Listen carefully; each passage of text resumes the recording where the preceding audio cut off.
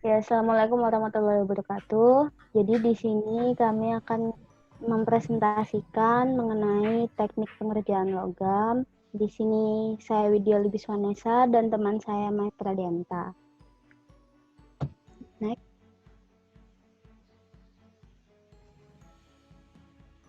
Ya, pengertian dari pengerjaan logam sendiri itu sebenarnya merupakan salah satu teknik manufaktur dengan cara pemberian gaya melalui suatu cetakan sehingga terjadi perubahan bentuk plastisnya. Nah, di sini pengerjaan logam itu dilakukan dengan tujuan untuk mendapatkan bentuk yang diinginkan maupun memperbaiki sifat-sifat dan struktur mikrologam yang dibentuk. Next. Nah, untuk jenis-jenis dari pengerjaan logam sendiri itu ada dua. Yang pertama ada pengerjaan panas dan yang kedua ada pengerjaan dingin. Untuk pengerjaan panas itu biasa disebut juga dengan hot working. Itu merupakan proses deformasi yang dilakukan pada temperatur di atas temperatur rekristalisasi. Jadi perlu adanya pemanasan. Nah, proses ini tuh biasanya digunakan untuk meningkatkan keuletan benda kerja. Mengapa demikian? Karena semakin tinggi temperaturnya, otomatis struktur benda itu akan semakin lunak. Nah, itu ketika benda itu memiliki tingkat kelunakan yang tinggi, berarti dia juga memiliki tingkat keuletan atau ductility-nya juga tinggi. Nah, yang selanjutnya ada pengerjaan dingin atau cold working. Itu proses deformasi yang dilakukan pada temperatur di bawah temperatur rekristalisasi. Jadi, nggak ada pemanasan, biasanya itu pakai suhu ruangan. Nah, proses ini itu digunakan untuk meningkatkan kekuatan dan ketangguhan benda kerja.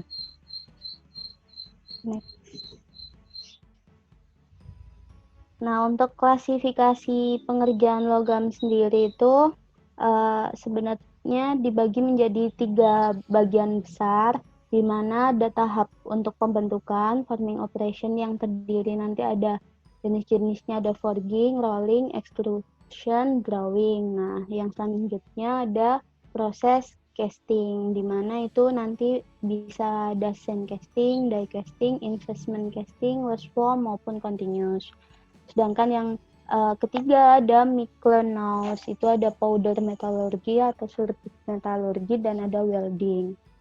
Selanjutnya,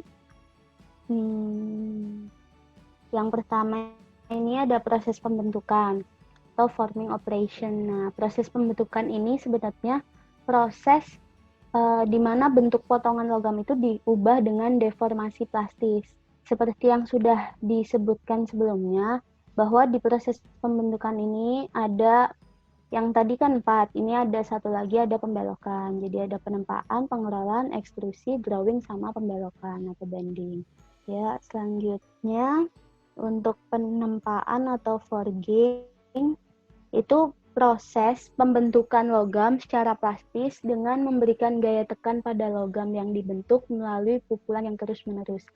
Jadi seperti yang pernah kita lihat, jadi misalkan ada besi logam gitu atau yang lainnya itu ditempa, itu berarti dia dipukulin secara terus-menerus. Biasanya dia pakai metode yang pengerjaan panas dalam suhu tinggi gitu.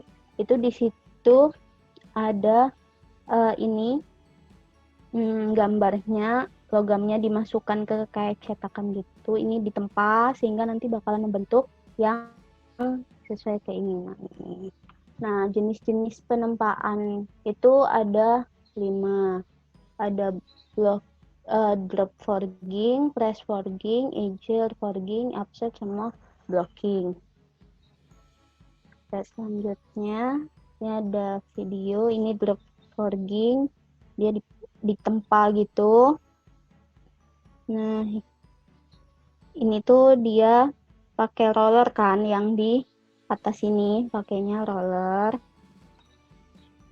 Nah, ini bedanya dia bakalan semakin pipih. Kalau yang ini offset, ini dia pakai piston, tapi prosesnya jadi lama.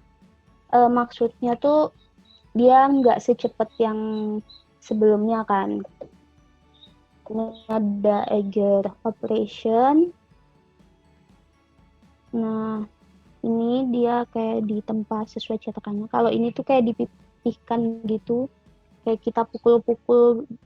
Ini dipipihkan tapi kayak ada biar ini blocking, biar sesuai sama yang diharapkan, ngeblok yang cetakannya itu. Oke, selanjutnya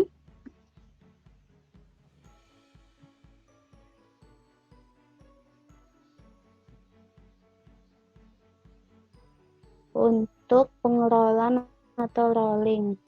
Di sini merupakan proses pembentukan logam dengan menekan bahan dasar itu pakai 2 roll atau lebih. Ada yang sampai 4 roll, tapi arahnya berlawanan, sehingga terjadi perubahan dimensi. Salah satu jenis pengerolan itu ada rolling mill. Nah, ini kan kelihatan ketika selanjutnya ada animasinya. Nah, ini rolling prosesnya. Jadi yang awalnya besi ini tebel, di proses sama rolling dia bakalan mengalami perubahan dimensi, baik itu ketebalan maupun lebar dan panjangnya. Kan bisa dilihat lebih pipih. Selanjutnya, untuk yang ketiga ini ada ekstrusi. Extrusion ini merupakan proses pembentukan logam yang bertujuan untuk mereduksi atau mengecilkan penampang dengan cara menekan bahan logam melalui rongga cetakan. Ini ada gambarnya kan, di sini ada kontainer, ada billet, ini bagian-bagiannya, ada cetakannya juga. Nah, jenis-jenis ekstrusi itu nanti ada 2, ada ekstrusi langsung atau searah dan ekstrusi tidak langsung. Untuk selanjutnya ada animasi untuk ekstrusi. Nah, ini buat yang ekstrusi langsung atau searah. Dia kayak ada materialnya itu dimasukkan ke dalam kayak silinder ini. Nah, ini kayak cetakan gitu. Nah, dia bakalan searah keluarnya sama gaya tekannya. Kalau ini dia bakalan keluarnya tuh ke gaya yang memberikan, jadi berbalik arah gitu. Ketika kita tekan maju, dia akan muncul ke kita hasil dari ekstrusi itu tadi. Nah, ini tuh untuk bagian macam-macam bentuknya, ada yang sirkular, ada rektangular, ada yang bentuknya L gini. Ya, selanjutnya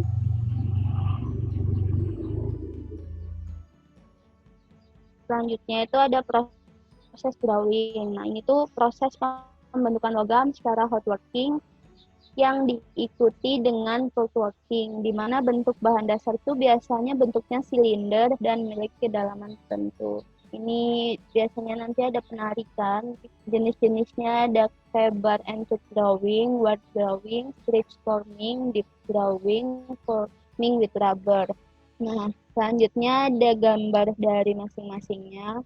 Yang pertama ini ada bar and tube drawing.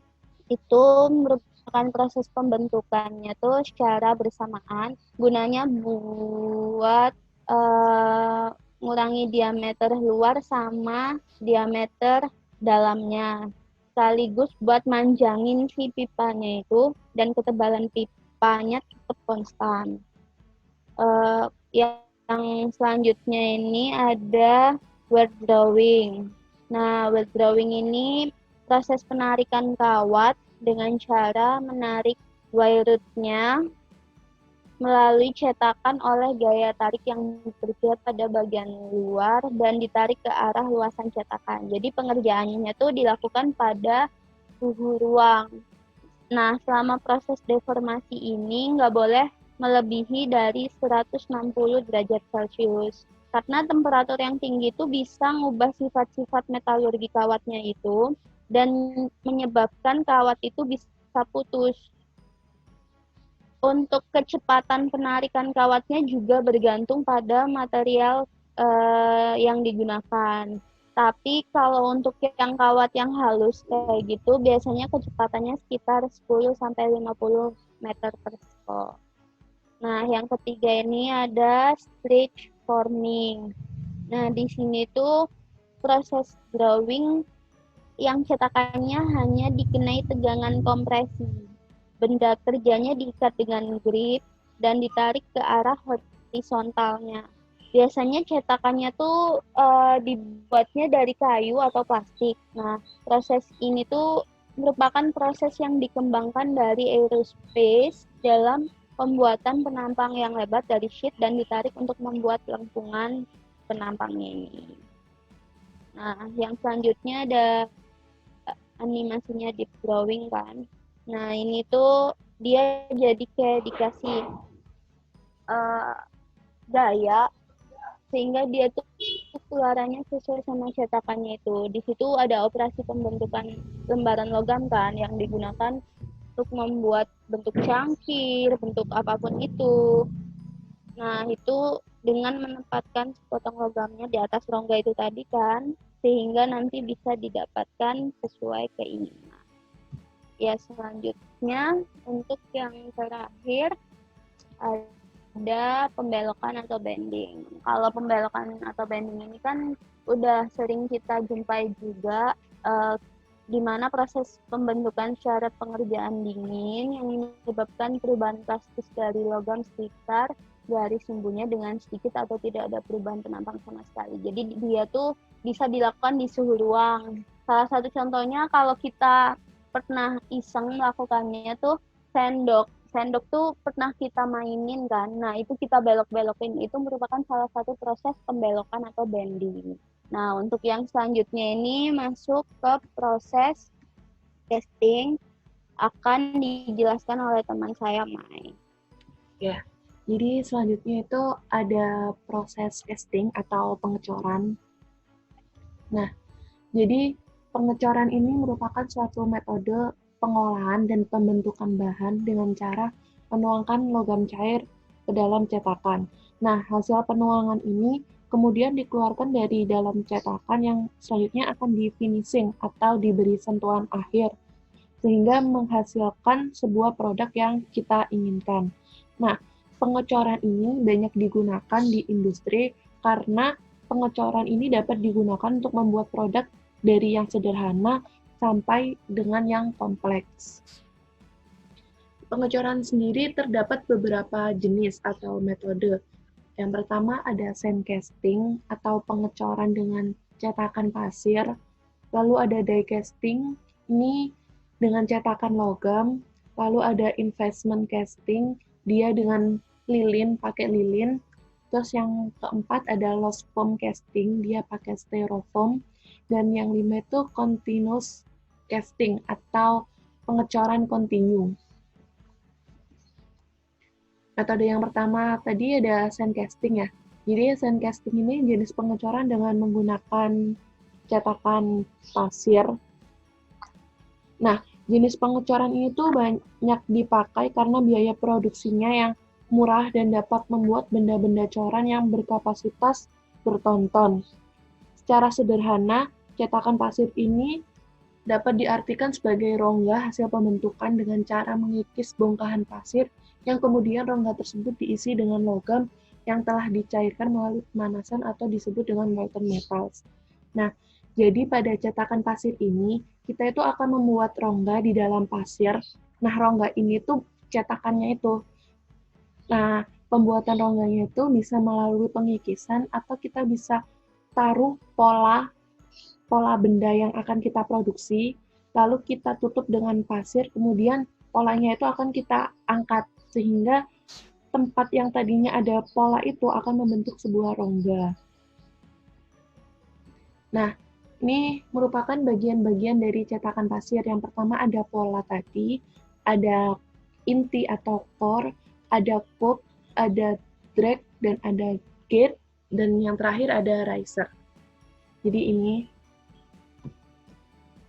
Nah, ini merupakan video dari pembuatan itu tadi, pembuatan sandcasting. Jadi yang pertama ini kita ada polanya.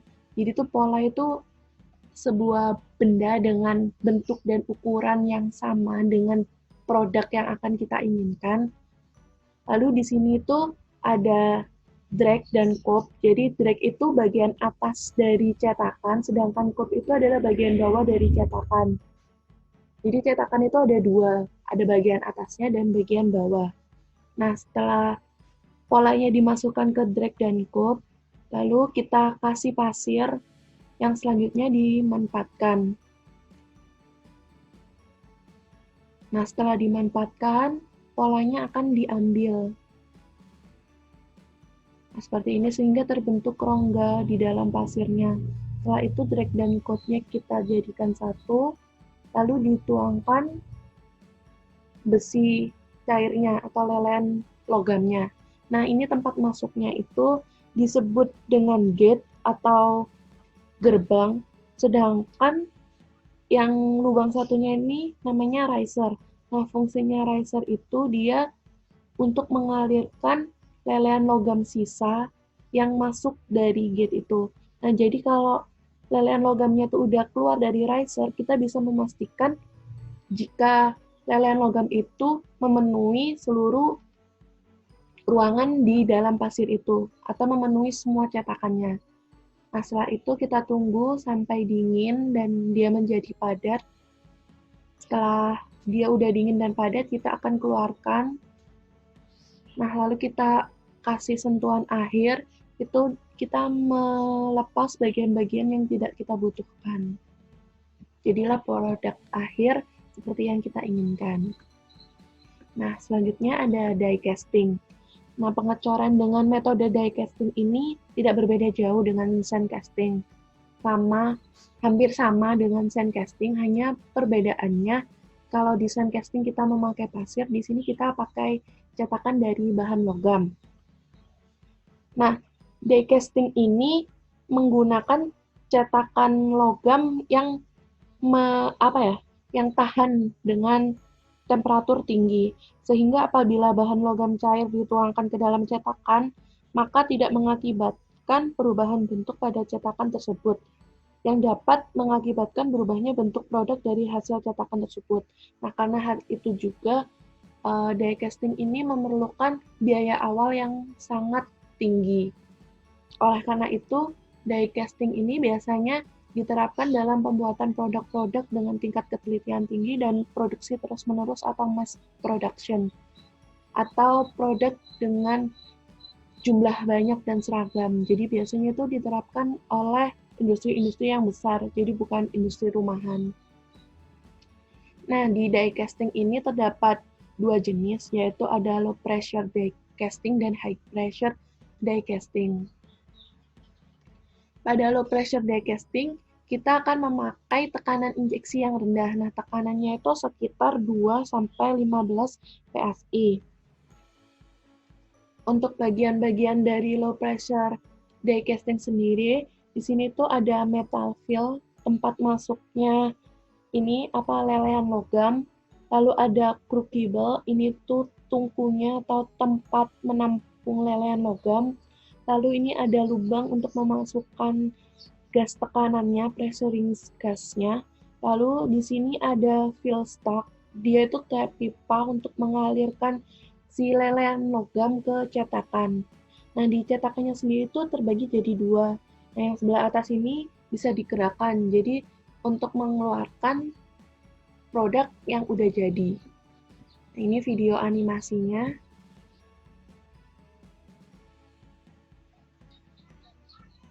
Jadi yang pertama kita masukkan lelehan logamnya melalui metal fill tadi. Lalu gas bertekanannya kita kenakan ke mesin sehingga lelehan logam akan naik ke atas melalui fill stock yang akhirnya ke cetakan. Setelah dia dingin dan memadat, cetakan yang bagian atas ini akan ditarik ke atas sehingga kita bisa mengeluarkan produknya. Yang kedua ada high pressure die casting. Nah, sama dengan low pressure die casting, tapi ini bedanya kita memakai injeksi dengan tekanan tinggi. Nah, high pressure die casting sendiri itu dibagi menjadi dua, hot chamber dan cold chamber. Jadi ada pengerjaan di ruang panas dan ruang dingin. Nah, untuk perbedaannya, pada hot chamber itu tungku peleburan itu jadi satu dengan mesinnya dan silinder injeksinya itu sudah terendam di dalam logam cairnya atau lelehan logamnya.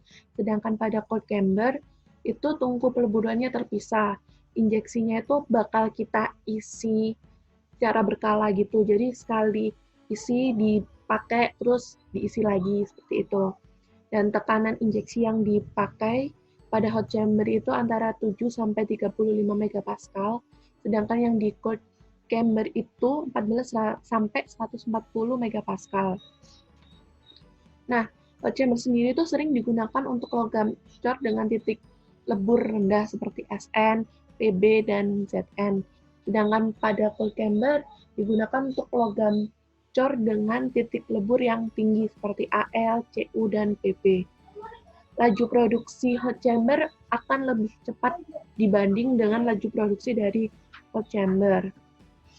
Nah, berikut adalah video animasi dari cold chamber. Nah, jadi di sini kita menuangkan lelehan logamnya secara manual atau bisa otomatis, lalu akan diinjeksi dan masuk ke cetakannya. Jadi di sini tuh kita kayak menuangkan gitu. Jadi sekali dituang, dipakai, dicetak, terus kita baru nuang lagi. Sedangkan pada hot chamber ini, jadi ini tungkunya itu jadi satu sama mesin. Dan injeksinya ini sudah terendam sama si lelehan logamnya. Jadi kita tinggal meninjeksi secara berkala. Jadi kita nggak perlu ngisi si lelehan logamnya. Prinsipnya sama, kita menginjeksikan lelehan logam ke dalam cetakan. Nah, selanjutnya metode casting yang selanjutnya adalah investment casting. Nah, investment casting ini adalah proses pengecoran dengan pola yang terbuat dari lilin dan dilapisi dengan bahan tahan panas sebagai cetakan. Jadi, di investment casting ini sesuai dengan namanya invest yang berarti melapisi sepenuhnya. Jadi kita membuat cetakan atau kita membuat pola dari lilin. Nah, selanjutnya lilin tersebut akan dilapisi dengan bahan tahan panas yang nantinya digunakan sebagai cetakan. Proses pengecoran dengan metode investment casting ini menghasilkan produk yang akurat karena cetakannya sangat kaku.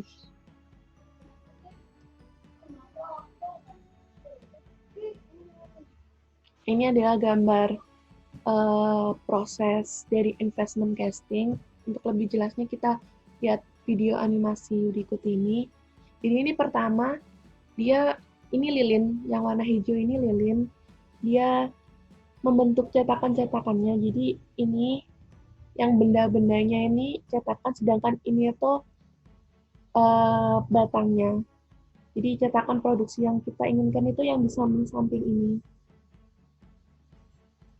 Nah, setelah itu kita celupkan dia ke bahan yang tahan panas. Kita lapisi lilinnya dengan bahan tahan panas ini. Setelah itu kita balik dan kita lelehkan, kita panaskan sehingga lilinnya itu akan meleleh. Jadi yang tertinggal itu hanya tinggal si bahan yang tahan panas ini. Biasanya tuh keramik. Nah, lalu kita masukkan si lelehan logamnya, hingga dia memenuhi semua cetakan. Setelah itu kita tunggu dia sampai dingin dan memadat. Setelah dingin dan memadat, kita hancurkan cetakannya tadi. Nah, di sini tuh sebenarnya belum tahap akhir. Ini tuh dia produknya tuh masih menempel pada batangnya ini kan. Nah, itu nanti kita akan hilangkan batangnya sehingga hanya tertinggal produk-produk yang kita inginkan. Yang selanjutnya adalah loose foam casting. Nah, ini prinsipnya sama dengan metode investment, cuma perbedaannya pada loose foam casting itu kita menggunakan styrofoam.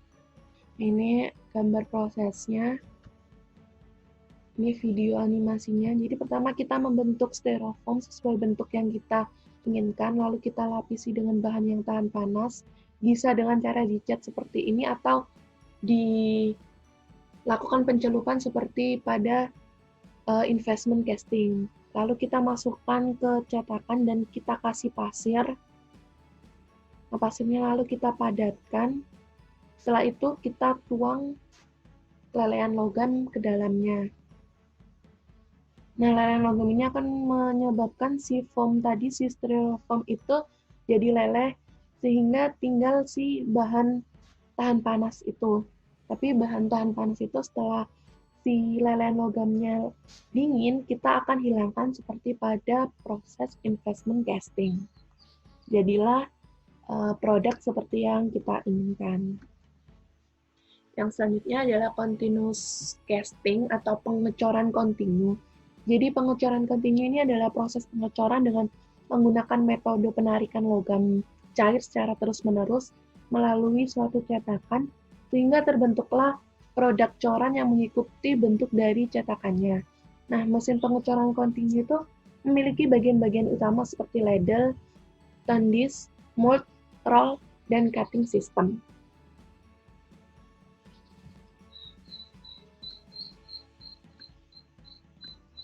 Ini bagian-bagiannya. Di sini ada ladle atau tempat yang digunakan untuk membawa logam cair dari tungku pemanasan menuju ke mesinnya. Lalu ada tandis atau cawang tuang. Nah, cawang tuang ini yang akan mengalirkan si lelehan logam ke dalam cetakan. Di sini ada cetakannya. Nah, setelah masuk ke cetakan, dia akan ditarik dengan roll. Jadi roll ini gunanya agar proses ini berjalan secara kontinu. Lalu di sini akan didinginkan. Setelah dia dingin akan dipotong oleh cutting system. Nah, biasanya itu pemotongannya itu dilakukan dengan metode oxygen cutting. Lalu selanjutnya ada powder metalurgi atau serbuk metalurgi. Nah, metalurgi serbuk itu adalah suatu kegiatan yang mencakup pembuatan benda komersial, baik itu yang jadi maupun yang setengah jadi, dari serbuk logam melalui penekanan. Nah, jadi pada proses powder metalurgi atau metalurgi serbuk ini ada beberapa langkah-langkah. Yang pertama ada pembuatan serbuk, ada mixing, ada compaction, ada sintering, dan ada finishing. Nah, yang pertama itu adalah pembuatan serbuk. Nah, pembuatan serbuk ini ada beberapa cara. Ada decomposition, ada electrolytic deposition, dan ada atomization of liquid metal, dan ada mechanical processing of solid material. Nah, decomposition ini terjadi apabila kita mempunyai material yang memiliki elemen logam di dalamnya. Nah, material ini nantinya akan kita panaskan pada temperatur yang cukup tinggi, sehingga material tersebut akan menguraikan atau memisahkan elemen-elemennya. Nah, pada proses ini kita akan melibatkan dua reaktan, yaitu senyawa metal dan reducing agent. Nah, keduanya ini dapat berwujud solid, liquid, maupun gas. Yang selanjutnya ada electrolytic deposition. Jadi ini tuh pembuatan serbuk dengan proses elektrolisis.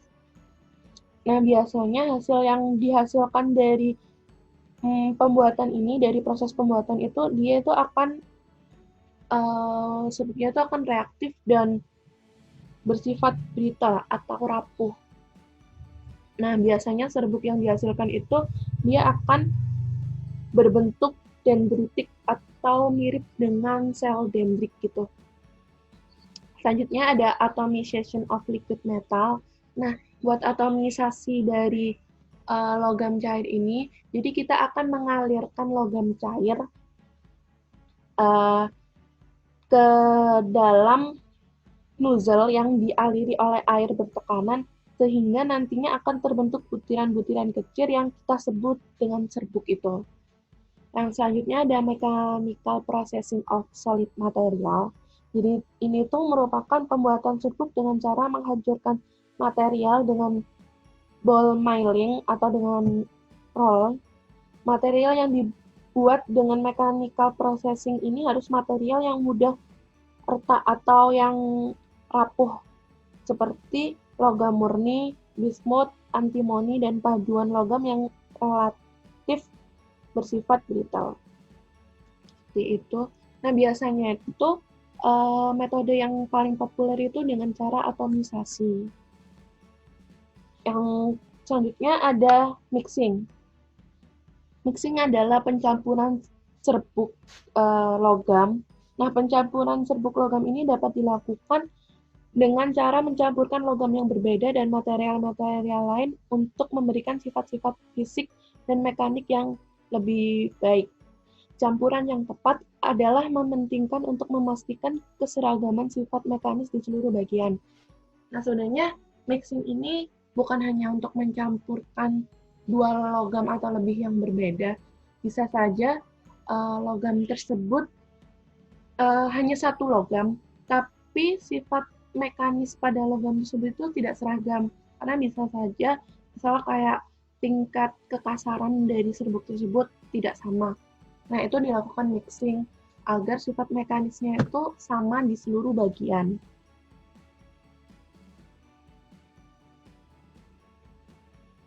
Nah, campuran ini harus dilakukan dengan sangat teliti karena agar tidak terjadi kontaminasi dan kemerosotan kualitas dari serbuk tersebut.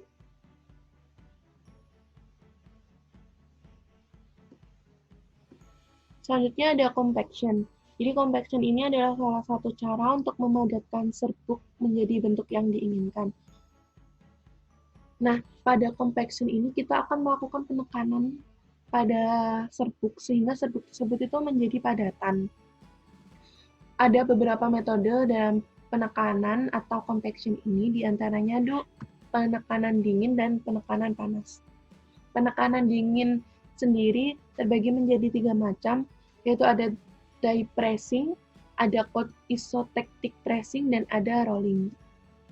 Nah, ini adalah gambar-gambar dari die pressing. Jadi kalau die pressing itu kita melakukan pemadatannya itu dengan cara ditekan dengan logam. Jadi ditekan dengan dua logam di dua sisinya.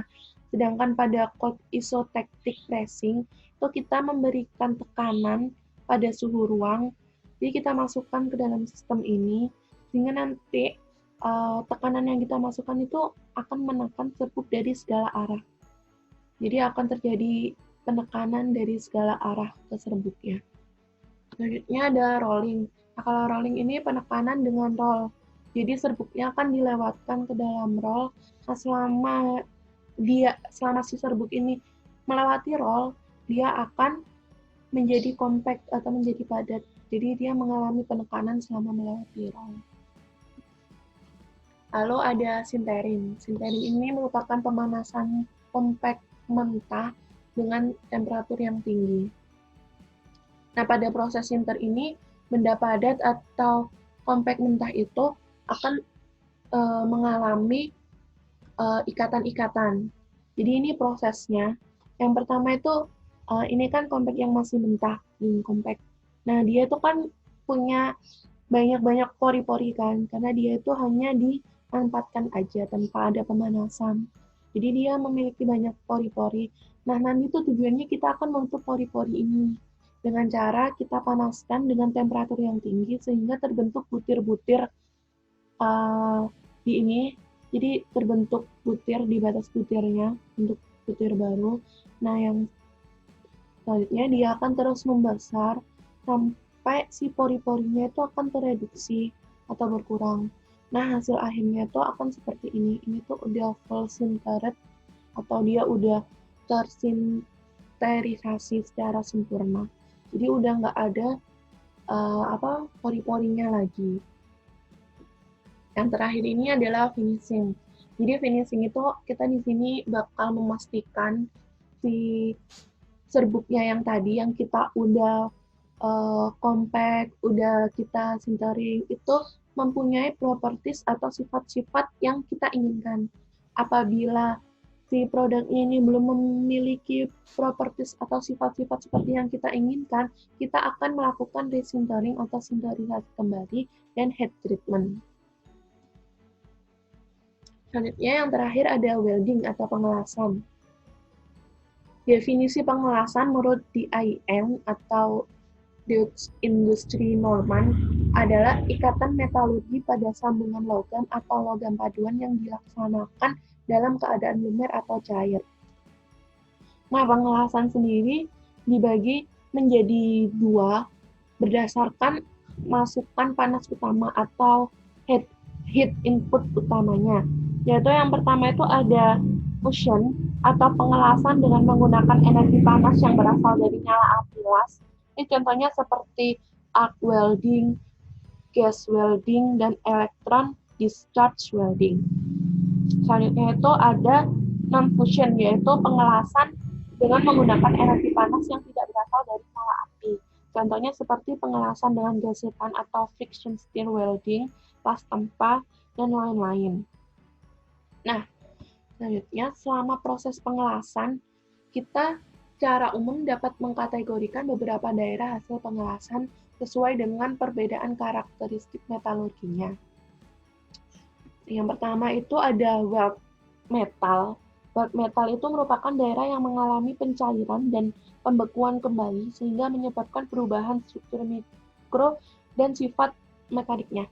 Nah, ini yang berwarna orange ini merupakan weld metalnya. Jadi dia ini logam yang mengalami pencairan lalu dia membeku kembali.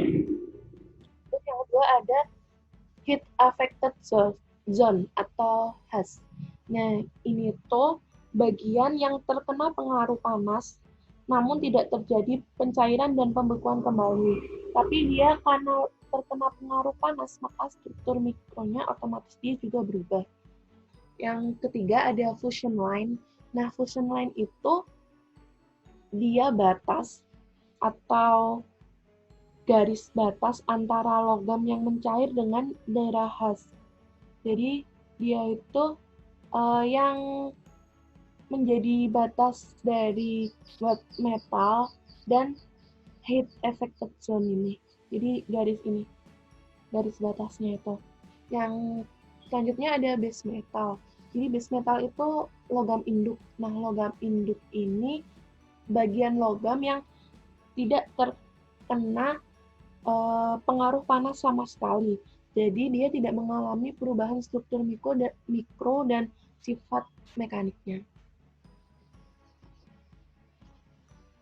Nah, itu merupakan terakhir. Jadi sekian penjelasan kami mengenai proses pengerjaan logam ini. Untuk kurang lebihnya kami memohon maaf. Assalamualaikum warahmatullahi wabarakatuh.